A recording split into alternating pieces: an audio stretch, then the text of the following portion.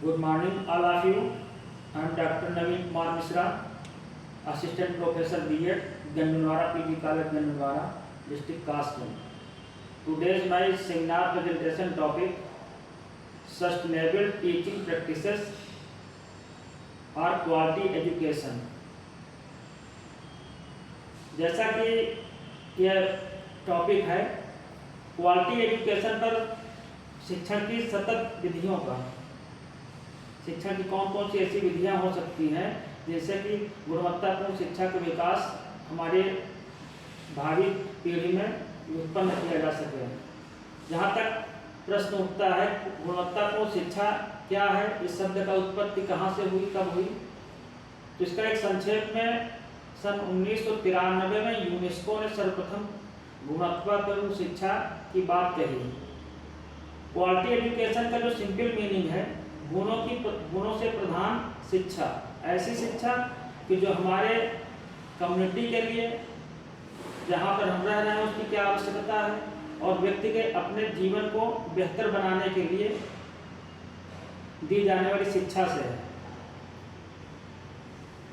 जो शिक्षा संस्थाएं हैं औपचारिक शिक्षा की, वो भावी पीढ़ी को एक सुशिक्षित नागरिक बनाती हैं जो स्वयं में अच्छा हो और समुदाय और देश के लिए अपना यथोचित योगदान दे सके। तो इस संबंध में मैकेंजी का कथन महत्वपूर्ण है। मनोवैज्ञानिक दार्शनिक मैकेंजी कहते हैं, शिक्षा आजीवन चलने वाली वह प्रक्रिया है जिसमें जीवन के प्रत्येक अनुभव से इसके भंडार में वृद्धि होती है। मीन्स जो भी एक्सपीरियंस गेन करते हैं उसी से हमारे अनुभव प्राप्त होते हैं और अनुभव हमें नई बातों को सीखने में मदद करते हैं। इसको और सपोर्ट करने के लिए मैं स्पेंसर की बात उठाता हूँ। हर्बर्ट स्पेंसर ने कहा था कि शिक्षा जीवन के लिए नहीं अपितु संपूर्ण जीवन ही शिक्षा है।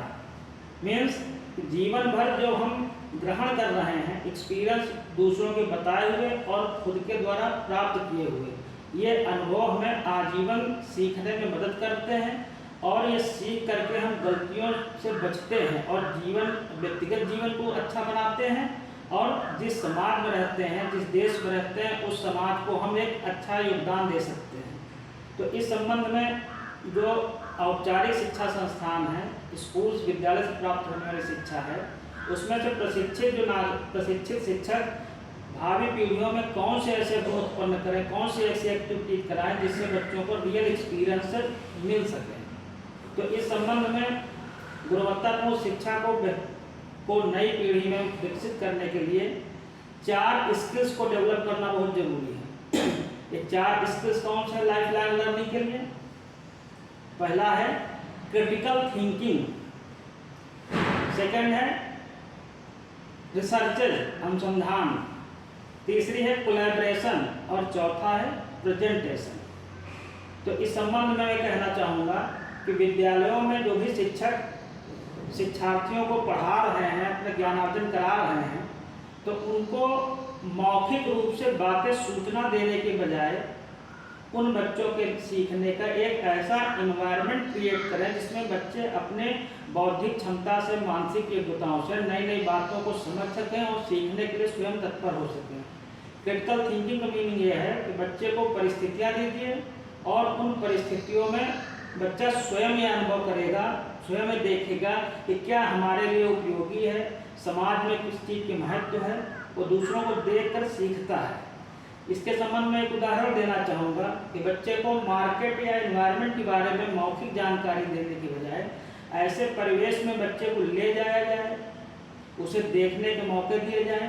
मीन्स उसकी जो स्वयं ज्ञानेंद्रियाँ हैं, उन ज्ञानेंद्रियों को उस परिस्थिति में काम करने का अवसर दिया जाए। इस संबंध में जीन पियाजे ने कहा था कि जो अनुकूलन है वह जैविक विकास और वातावरण की अंतःक्रिया का परिणाम है। यानी मानसिक विकास कहाँ से हो रहा है कि जब हम परिस्थितियों में, वातावरण के संपर्क में किसी बच्चे को हम छोड़ते हैं तो अपनी ज्ञानेंद्रियों का उपयोग करके सूचनाओं को ग्रहण करता है और सूचना मेंटल प्रोसेस में जा करके उनकी उपयोगिता और महत्व को जान पाती है। इस प्रक्रिया का मानसिक विकास है। तो ये सारी बातें क्रिटिकल थिंकिंग से विकसित होती है। ये हमारे शिक्षकों को बहुत आवश्यक है। वो बच्चों को मौखिक ज्ञान ना दे करके उनके लिए रियल कंडीशन डेवलप की जाए। नहीं रियल हो पाती तो उसकी आर्टिफिशियल तरीके से उनको ऐसी परिस्थितियों में डाला जाए जहाँ उसमें क्रिटिकल थिंकिंग विकसित हो सके। सेकंड बात, अनुसंधान की प्रवृत्ति। अनुसंधान की प्रवृत्ति का संबंध है वैज्ञानिक विधियों को सीखने से। वैज्ञानिक विधियाँ क्या होती हैं कि जो भी परिणाम आ रहा है उसके पीछे कुछ उत्तरदायी कारण होते हैं। अगर उन कारणों में कुछ चेंज किया जाता है, स्वतंत्र चरों में कुछ परिवर्तन किया जाता है, तो उसका प्रभाव आश्रित चर पर कितना पड़ रहा है। मीन्स कि अगर हम स्कूल में पढ़ने जाएंगे, हमारे अध्यापक अच्छा पढ़ाएंगे तो बच्चों की संख्या बढ़ेगी और बच्चों में नई अवेयरनेस विकसित होगी। इसी तरीके से हम कह सकते हैं कि स्वस्थ शरीर होगा, हमारा स्वस्थ शरीर होगा तभी हम अच्छी मानसिक शक्तियाँ विकसित हो पाएंगे और हम जीवन में सर्वाइव कर पाएंगे। तो यह ऐसी सोच है, ऐसी प्रवृत्ति है वैज्ञानिक प्रवृत्ति कि कार्य कारण प्रभाव को जीवन में अपनाने के लिए प्रेरित करती है। इसी तरह से हम कह सकते हैं कि आज की स्थिति में भारत देश में लाइफ स्टाइल रिलेटेड तमाम डिजीजेज आ रही हैं। इन डिजीजेज के लिए हम बहुत सारा धन खर्च कर रहे हैं, बहुत सारे डॉक्टर्स की जरूरत पड़ रही है। लेकिन अगर हम स्कूली सिस्टम से बच्चों में ये विकसित कर रहे हैं कि पौष्टिक आहार, अच्छे रहन सहन की जीवन शैली हमें स्वस्थ रहने में मदद करेगी और एक स्वस्थ नागरिक स्वयं में सुखी है और जिस समाज में रह रहा है, जहाँ रह रहा वहाँ तक वो अपना उन्नत योगदान दे सकता है। तो ये हो गई अनुसंधान की प्रवृत्ति विकसित करना। तीसरी बात आती है कोलैबोरेशन।